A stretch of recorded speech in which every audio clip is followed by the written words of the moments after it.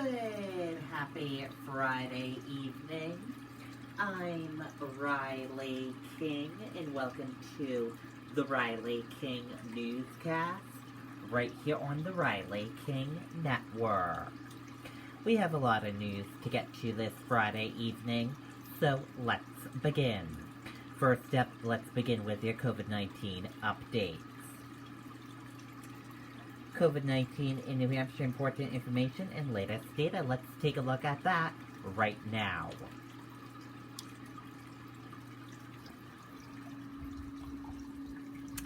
And here is a look at that for all of you right now. There are 8,044 number of people in New Hampshire have tested positive for COVID-19. 6,971,871 number of people in the United States have tested positive. 732 number of deaths from COVID-19 in New Hampshire. 202,692 number of deaths from COVID-19 in the United States. Let's take a look at this map of New Hampshire where current cases of COVID-19 are. Manchester, 39. And let's take a look at this map of New Hampshire where total cases of COVID-19 are. Manchester, 2038. And now let's take a look at this chart here. New cases each day in New Hampshire in the purple, daily new positive COVID-19 cases in the orange, new hospitalizations, and in the red are the deaths. Let's take a look at this chart here. Current cases in the purple, total current COVID-19 cases, and in the orange, current hospitalizations. Let's take a look at this chart here. Total cases in the purple, total positive COVID-19 cases, in the orange, total hospitalizations, red, deaths, and blue recovered.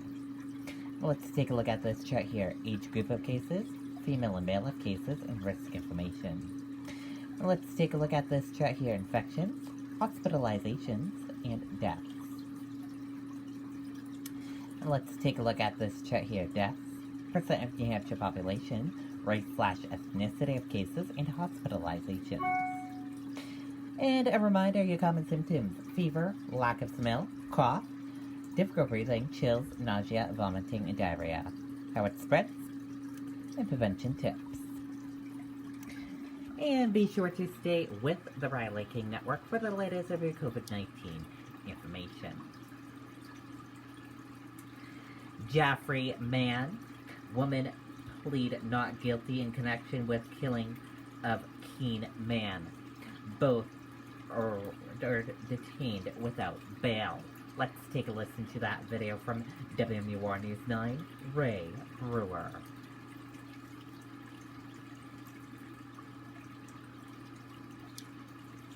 You're a smart guy. You've got everything pretty much figured out. Well, almost everything. 45% of traffic deaths could be prevented by wearing a seatbelt. Smarten up. Buckle up. No excuses, guys. Good afternoon. We're here on the matter of State versus Armando Barron. This is an arraignment. Attorney Agati is here on behalf of the state. Attorney Lugo is here on behalf of the defendant, and the defendant is appearing from the jail. Okay, good afternoon, everybody. Good afternoon, Your Honor. Afternoon. Good afternoon, Your Honor.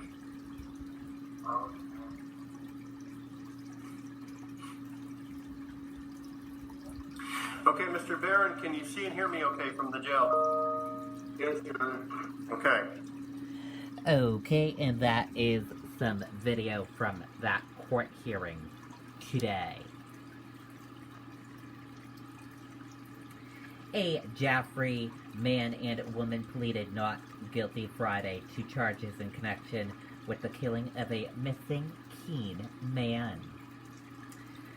Officials with the Attorney General's office said Armrod Barron, 30 of Jaffrey, was arrested and charged with capital murder of knowingly causing the death of Jonathan Emerald, 25, by shooting him while engaged in the act of kidnapping. An autopsy conducted Thursday determined that Emerald died of a gunshot wound to the head and that the manner of his death was a homicide. Barron pleaded not guilty to the charges at his arraignment. he will remain detained until trial or until a further order of court, the judge said.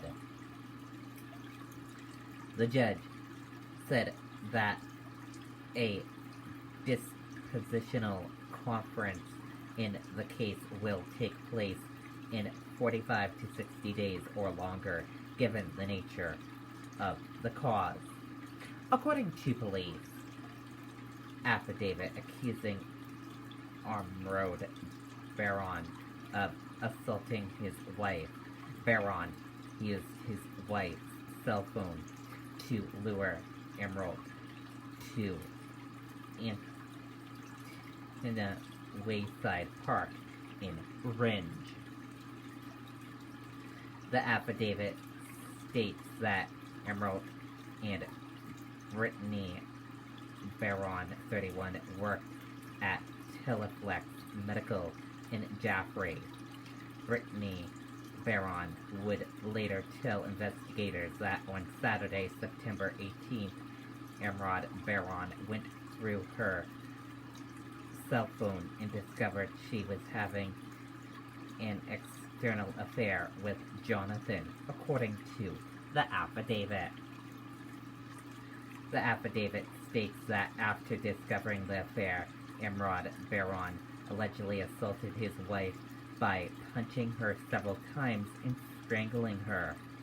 He allegedly pulled out a gun and placed it into her mouth, chipping a lower tooth, according to the affidavit.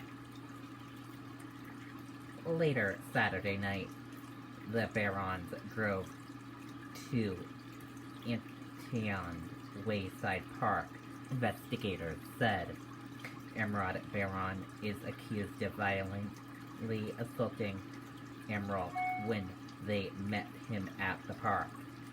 In a murder arrest affidavit, police said Emerald Baron ordered Emerald at gunpoint to get into the back of Emerald's vehicle and then shot him. Investigators announced Wednesday they had discovered Emerald's body in Atkinson and Gilmington Academy Grant in northern New Hampshire, according to court documents. Brittany Baron was found camping in the area. The officers observed something covered by a large brown trap, the affidavit states. The trap had sticks and branches on it, in what appeared to be an effort to camouflage the object under the trap. That object was later determined to be Emerald's vehicle, according to the murder arrest affidavit. Emerald's body was found wrapped in a trap in the nearby brook, according to the affidavit. Brittany Baron was arrested Thursday and charged with 3 counts of falsifying physical evidence. She pleaded not guilty to the charge and was ordered held on prevention detention.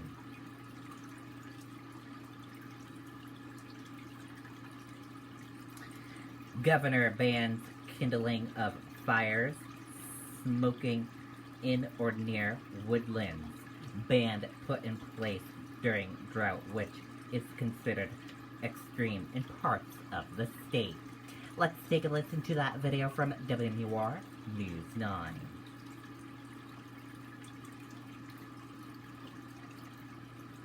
Fall home improvement season is taking off at Beltate's Building Supply.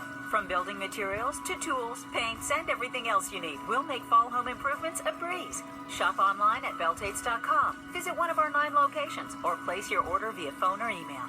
The governor has just issued a ban on open fires or smoking in or near any of New Hampshire's forests. That's because of the high fire danger out there and, of course, the ongoing drought. Kevin's here with temperatures that are beautiful right now, but we need some rain, right? Yeah, well, there is no official red flag warning posted for today because the winds aren't high enough to allow anything that does develop to spread quickly. We are still very dry across the area in severe to extreme drought, and we could use some rainfall across the area, and these conditions aren't going anywhere, so if you're outdoors this weekend, obviously take a lot of extra care. Okay, and there you go on that video and that report. Again, the governor bans kindling of fires, smoking in or near woodlands.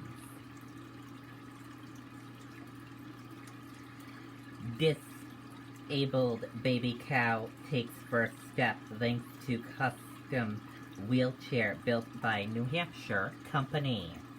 New Hampshire-based Walk-In Pets builds wheelchairs. Let's take a listen to that video from WMUR News 9.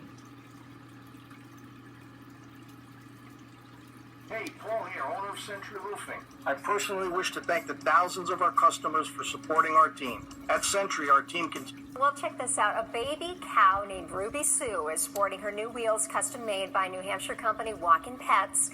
Born with her back legs fused together, she was taken in by the Safe in Austin Rescue. She is so cute, right? Her road to recovery, though, will not be easy, but this custom cow wheelchair is designed to support her even when she is an adult. As we know, cows will grow very fast, so that will help out. But it's kind of neat what they can do. Take these other parts, put it together, and create this cow wheelchair. It is just awesome. Okay, and there you go on that video and that report. Very cool. Man dies of injuries suffered in Durham crash.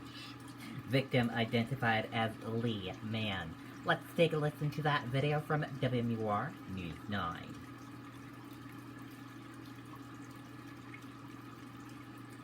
Honestly, I'm not really sure why I'm calling. It's just, I can't do this by myself anymore. Whatever you're going through, VA is here to help. Visit veteranscrisisline.net to learn more. From overnight, police in Durham are investigating a car crash that left one man dead. Police responded to Packers Falls Road just after 9 last night. They say that Mark Chilcott from Lee was driving south when he crossed into the other lane and hit a tree. He was brought to Portsmouth Regional Hospital and died from his injuries. Police say that speed is a factor in that crash. Okay, and there you go on that video and that report. And that does it for this evening edition of the Riley King Newscast, right here on the Riley King Network. I hope you all have a great rest of your evening, and I'll see you back here tomorrow for another newscast. I'll have a news report coming up in a little bit. Good night and goodbye, everyone.